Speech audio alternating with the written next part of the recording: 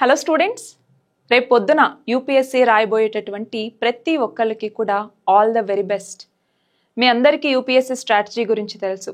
Subject knowledge ఎంత ఉన్నా మన మైండ్ ప్రశాంతంగా ఉండి ఆ టైంలో మనం కరెక్ట్గా ఆలోచించగలిగితే, కూల్ మైండ్ సెట్తో ఉంటే ఎగ్జామ్ క్లియర్ అయిపోతుంది. కాబట్టి నర్వస్నెస్ అన్నది ఈ టైంలో మీ దగ్గరికి రానివ్వకండి. ప్రశాంతంగా కొంచెం ముందే ఎగ్జామ్ సెంటర్కి వెళ్ళి కూర్చొని ప్రశాంతంగా రాయండి.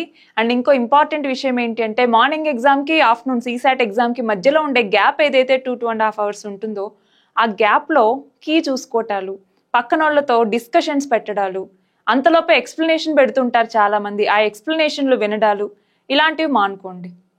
అలాగే first paper impression second paper మీద పడనివ్వకండి. అండ్ ఎస్పెషల్లీ సీసాట్కి వచ్చేసరికి మనకి ఇంగ్లీష్, రీజనింగ్, క్వాంటిటేటివ్ ఆప్టిట్యూడ్ ఇవేవి డిఫరెంట్గా మనకి ఉండవు. ఇది అయిపోయిన తర్వాత ఈ సబ్జెక్ట్ అలాగే మొత్తం కంబైన్డ్గానే ఉంటాయి. కాబట్టి 80 questions-కి 80 questions అటెంప్ట్ చేయాలని లేదు. మనకి అది క్వాలిఫైయింగ్ పేపర్ కాబట్టి మనకి ఎక్కడ ఈజీ క్వశ్చన్స్ ఉన్నాయనేసి చూసుకుంటూ వెళ్ళొచ్చు, లేదంటే సేమ్ ఒకే మోడ్లోనే వెళ్ళిపోతూ రాసుకుంటూ వెళ్ళొచ్చు. కానీ ఒకే క్వశ్చన్ మీద ఇటు పేపర్ 1లో కానీ పేపర్ 2లో కానీ ఒకే క్వశ్చన్ మీద ఎక్కువ టైం అనేది పెట్టకూడదు. అండ్ మోర్ ఓవర్ నర్వస్నెస్ రానివద్దు, టెన్షన్ పడకండి. కూల్ మైండ్ సెట్తో రాస్తే చాలా క్వశ్చన్స్కి ఆన్సర్ చేయొచ్చు, believe me. So once again అందరికీ కూడా all the very best.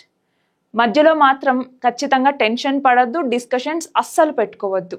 So బాగా రాసిరండి, మళ్ళీ కలుద్దాం.